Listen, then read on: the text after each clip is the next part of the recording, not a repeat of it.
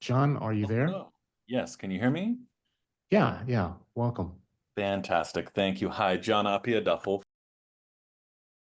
Sorry I can't be there in person. I am the parent of a PGCPS third grader at Dora Kennedy. Um, there was some reporting last week by Maryland Matters, and I can put the URL in the Q&A if that works. And it was about outstanding federal funds that the state of Maryland had not yet obligated. These are use it or lose it pandemic relief funds from the American Rescue Plan's Elementary and Secondary School Emergency Relief Program, the ESSER program. And that money can be used for a variety of purposes, from enrichment programs to facility upgrades to mental health support. Now, apparently, Maryland had, as of last week, only obligated about 60% of those funds, which is one of the lowest rates in the nation. I think we're 49th. And the deadline for our state to report on how we're going to spend this money, which is a lot of money, as of last week, about 780 million that hadn't been committed. If we don't say by September 30th how we're spending that money, it's gone. So a couple of questions.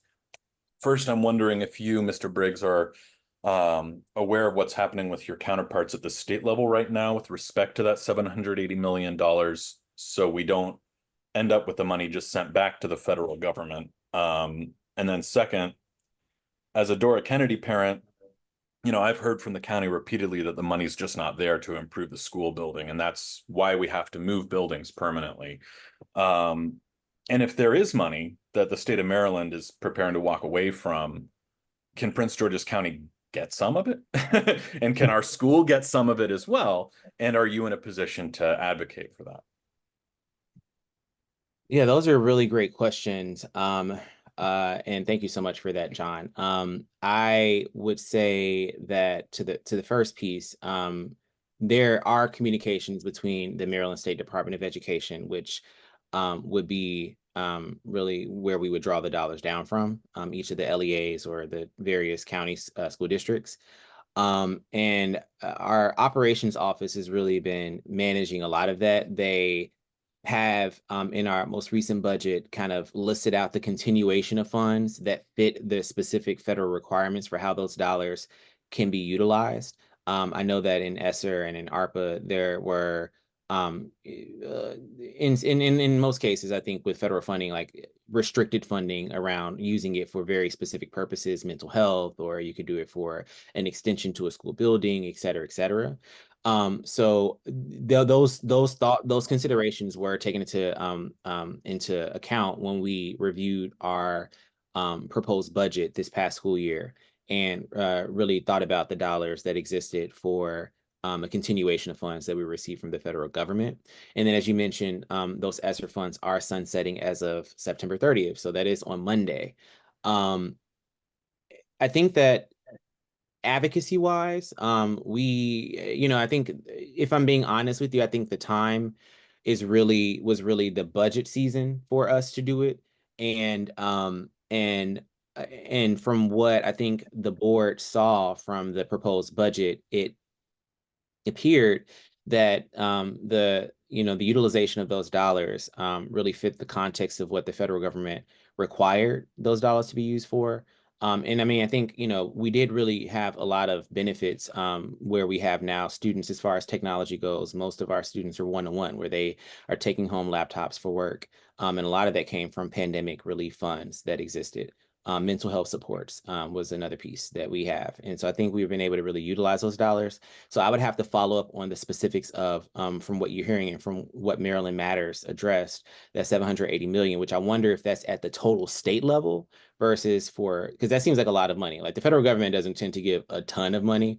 So the 780 million, I wonder if that's for the entire state to draw down those dollars versus if that 780 million is for PGCPS. And I'm happy to follow up on that. But I want to be transparent in saying that I think as far as advocacy goes, that in the sake for the sake of transparency, that window of opportunity is likely closed because we have ratified our budget in June based on what the state was giving us and what the county is going to give us. And then, as I mentioned, the deadline is September 30th. And I'm sure you know, with the federal government, everything's a ramp up. Really, this is through MSDE being the intermediary between the federal government and Prince George's County. So I'm happy to follow up on what exactly you heard and whether that is how that impacts PGCPS and what it is we're missing if we aren't getting a significant amount of dollars from ESSER funds. Thank you. And that 780 million is actually, that is at the state level, just to be clear. Thank you. That's a lot of funding. Okay. Hey, so I did want to go ahead and take a deep dive into this move, the French Immersion School moving to the Goddard campus. Has that been finalized? And is that move permanent? And if yes, how will the new students be accommodated space-wide and culture-wide? So the first part, is the French Immersion School definitely moving from Greenbelt to the Robert Goddard campus? Yes, so the answer to that is yes, and that a letter was sent on July 12th to the Dora Kennedy community, communicating that beginning in school year 26-27, they will permanently move to and co-locate with the Robert Goddard Montessori School on Good Luck Road. So to your first question, the answer is yes, it is. It is a permanent move, and it has been communicated with the Dora Kennedy community. Okay, and is there enough space there at the Goddard campus? How are you going to accommodate the number of students and working out the logistics, that transition just in terms of culture is going to be difficult. There are so many Greenbelt, Berwyn Heights, College Park parents and students in the area that are accustomed to being able to walk to school. So when is this going to happen, and how is the transition going to be made, just in terms of communicating with the parents and the community in general? Yeah. So, well, I just want to, for context sake, because I think some people may not know what the process was, and that it was a thoughtful process on behalf of PGCPS. But they did meet multiple times with the Dora Kennedy PTO, with school administrators, and with the broader stakeholder community, including parents, concerned parents about this shift. They worked for several months in coordination with the area office, with both principals of Dora Kennedy and Robert Goddard on multiple occasions to better understand any specific community needs. They worked with and conducted site visits with Mr. Spence, the principal at Dora Kennedy, at both Robert Goddard and Kenmore, which was a school they were initially considering for the move. And they also really worked to get buy-in from both principals at Dora Kennedy and at Robert Goddard. And then to the space piece, they invested in increasing the capacity at Robert Goddard by planning to expand the existing 10 classroom modular to an 18 classroom modular. And I know that over the next 2 years, they do plan to have team building activities and events to allow students, staff, and parents the time to foster relationships that support with the transition. And I anticipate that this is their kind of culture building piece to really get everyone acclimated, comfortable with the building. And I believe a question may be, in what way can the Greenbelt City Council be a part of that culture building and a part of that kind of initial introduction to the new community? So I'm happy to work with, as a follow-up, with connecting you with the Chief Operating Officer, Dr. Coleman, to coordinate time for an opportunity for the Greenbelt City Council to view the space and to get a tour once that time comes. But as far as when this is happening, this will be happening during the school year 26-27 period. And in coordination with that, Spring Hill Lake is going to be moving into the old Dora Kennedy building, because it really, for a number of reasons, but one, because most of the students in Spring Hill Lake are walkers, and the temporary location is just very convenient. It minimizes any kind of additional impacts of transportation barriers that may exist, environmental impact, cost of providing for bus transportation, since many of those students already walk. And so they'll be in the building until school year 28, when their new building will be constructed. And then I do know that as far as that building is going to be turned over It will no longer be in possession of PGCPS after school year 28. So there will not be Dora Kennedy students and families and educators as we know them moving back to the Dora Kennedy building. They'll remain at the Robert Goddard space, and there hasn't been haven't been updates yet from this specific particular team about what the next steps will be after that 2 years where Dora Kennedy is at Robert Goddard. So I'm happy to follow up about that once more information comes available in the future. So we need to get a better understanding of the transition for Spring Hill Lake Elementary School. So this will be happening in the next academic year. Yeah, so Dora Kennedy, 2 more years, 2 more years. 2 more years. Yeah, so school year 26. So that would be, this is school year 24, 25, 25 and 26, 26, 27 would be 2 years away. So we have lots of time, and they're going to be ramping up all of the, as I mentioned, the community building pieces, as well as the coordination that is really going to be required, both from transportation, as well as other logistics for all of that. But it really doesn't seem like a lot of time at all, particularly when it comes to moving the elementary school students over to Dora Kennedy. The conditions in the in Dora Kennedy right now leave much to be desired. So many of us are very concerned about the health and safety of the students as they move there. So just in terms of doing upgrades, making sure that the water is safe and that the facilities are adequate, how budgetarily is that something that has been planned for? Yes. So the reason why the Dora Kennedy building was selected, and I want to be clear that based on the school's kind of aging structure and substantial rebuilding costs, that was really why Dora Kennedy was initially planned for permanent closure at the end of the 2027 school year, was because of factors that really come from the Interagency Commission on School Construction.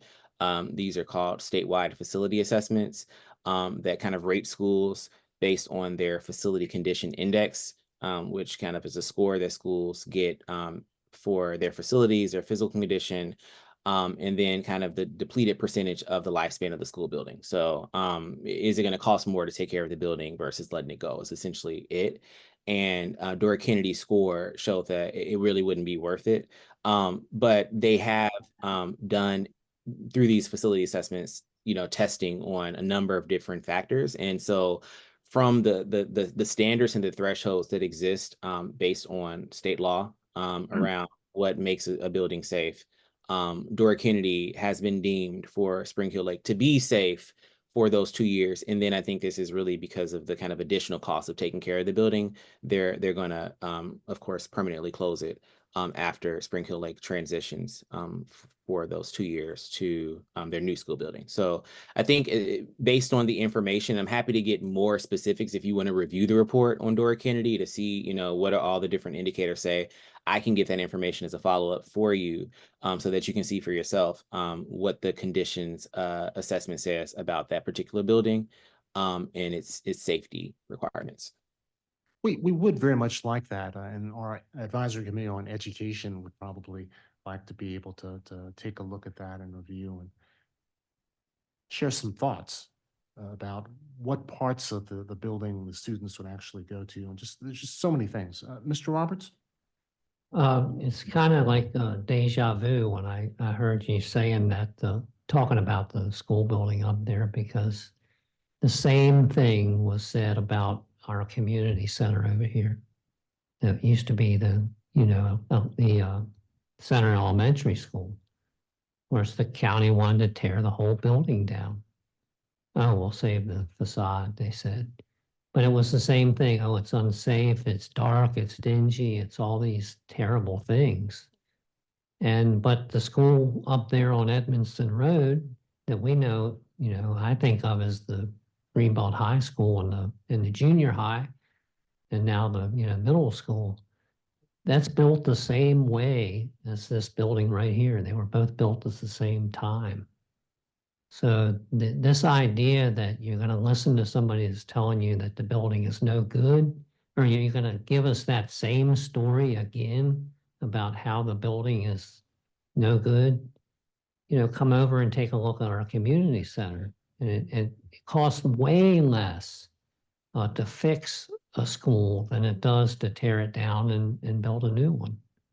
I mean, especially when you have a building that is like pre-World War II, because pre-World War II was some of the best construction that you see out there. Yeah, they did some stuff, they had asbestos and stuff like that, but all that can be remediated and taken care of. The basic buildings that they built back then, I mean, they have fallout shelter signs on them. I don't think any of the new buildings that you have fallout shelters in the bottom. So, this idea that you're going to close it permanently, and I assume that means you want to tear it down. I hope that's not the case because that building has a lot of life. It should have a lot of life left in it. And I mean, there's so much need in the county for more space. Why would you not want to use that school? That's what I don't understand. I mean, we're talking about having 2,500 apartments or somewhere near that, at least hundreds of apartments right behind it at the mall. Where are the kids going to go to school? The one school in Spring Hill Lake's not going to cover that. We know that. So this whole, I think this whole process has been preordained, and you just decided, and then they sat there and admitted, publicly on a live mic that it was a lousy decision, but you're still going to go ahead with it. I mean, that's poor management, and it's just it's not something that we should be accepting, so I don't know what your final plan is there for the building, but it should not be to close it permanently and not use it, because we need that space. And we had several parents come and testify that have their children in there now about what a wonderful school it is, and what how the building was actually a nice building. It needs to be maintained just like everything else. And the new ones you're building have to be maintained too. Member Tim. Well, a couple of things. I think one thing that I think is useful to remember also is that Dora Kennedy used to be with Robert Goddard, and it wasn't that long ago. I think it was less than 10 years ago that they were over there. The other thing I did want to clarify, because you did use the terminology turnover, and I think that because we went through advocated for the historic designation of that school, it is not as easy to tear down as it was when we talked to the superintendent and the staff. But I think that is where there may be an opportunity, and if you can clarify turnover, I'm hoping that means that there would be some willingness to turn it over, for example, similar to the old elementary school and the community center. And not that it would be cheap to do that remediation and that update, but that it could be used for a community purpose, even if it is no longer a Prince George's County public school. So can you clarify, is that what you meant by turnover, or just talk a little bit more about that? Yeah, thank you so much for that question. Yeah, I wanted to clarify. So what I meant by that was that they're turning over ownership. So PGCPS will no longer be responsible or in ownership of that building. I believe it may be turned over to the county. I can't remember exactly who, but I know that it has that historic designation, and it's a beloved building in the community. So I don't think that at least I haven't heard that it's up for, any demolition. But PGCPS will no longer be responsible as an owner of that building. And that's what I meant by that. Can you follow up to confirm who they're turning it over to? That would be really helpful. Yeah. Thank you. Yeah, it would be good if there were those discussions to turn over the facility, since Greenbelt took such a strong position on preserving the building, that we as a community be included in those conversations. Who will be the new owners of the building? And also, Please involve us. yeah, I also want to say that I know Greenbelt News did a detailed article about this. So there was some news coverage on it. So I'm also happy to send, I think it may just be a typing into Google and finding information on what the details of that were. Because there was definitely an article on it.